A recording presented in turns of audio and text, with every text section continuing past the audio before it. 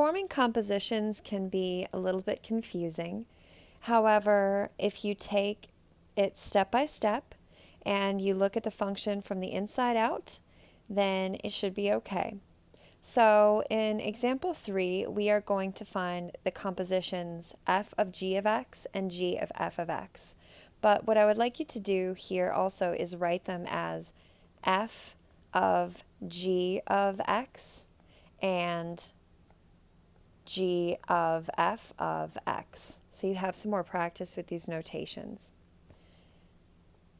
So let's take a look at example A. Here we are looking for f of g of x first. Since we are starting with f of g of x, we want to take this function g of x and substitute it into f of x wherever we see the x. So this needs to be rewritten as x minus 1 squared. So notice that the only thing that changed from f of x to f of g of x was that we took the x squared and changed it to x minus 1, because x minus 1 was what g of x is. Now, if we are writing this function in simplified notation, we're going to have to multiply this out.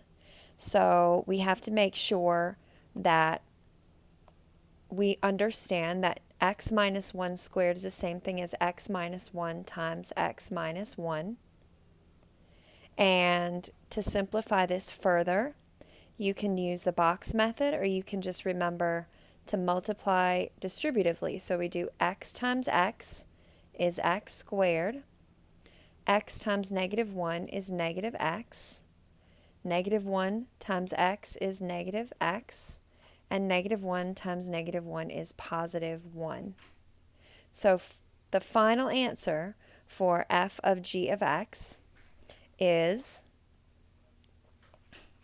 f of g of x equals x squared minus 2x plus 1.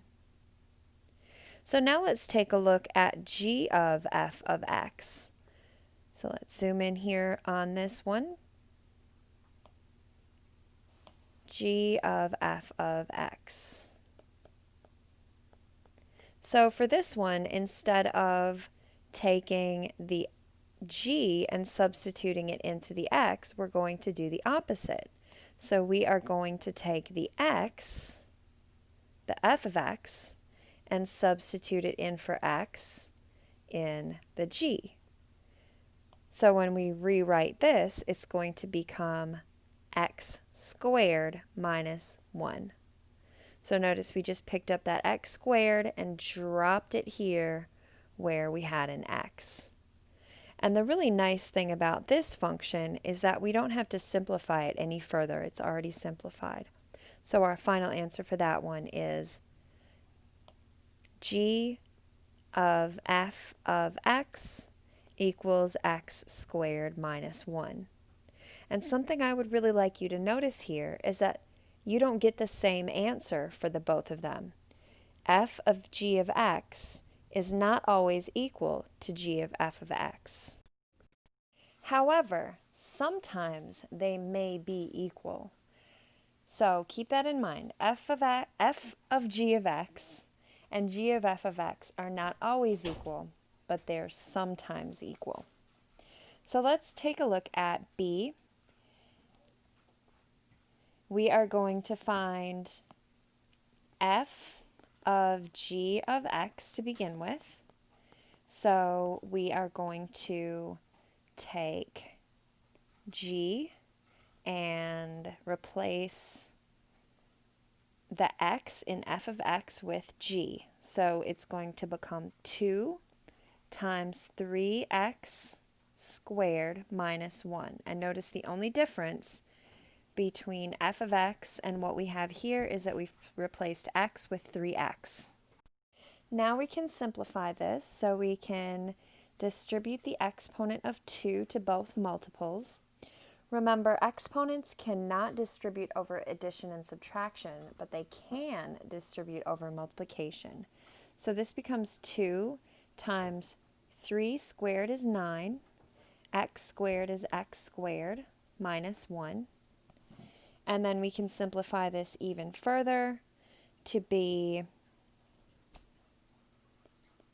2 times 9 is 18, x squared minus 1. So that our final f of g of x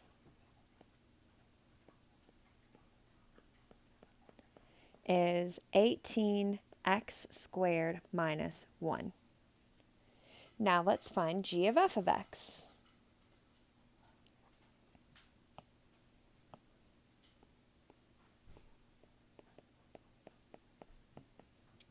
So for g of f of x, we are going to take f, which is this whole thing here, and substitute it in for x over here. So we write this as 3 times, instead of just x, it becomes 2x squared minus 1. So to simplify this, we need to distribute the 3 to both terms, and this becomes 6x squared minus 3. And that's all we can do for that. So our final g of f of x is 6x squared minus 3.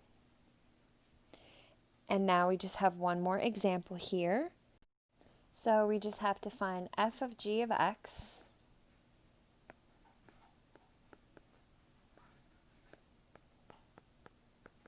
So we start with g and we replace everything in f with g.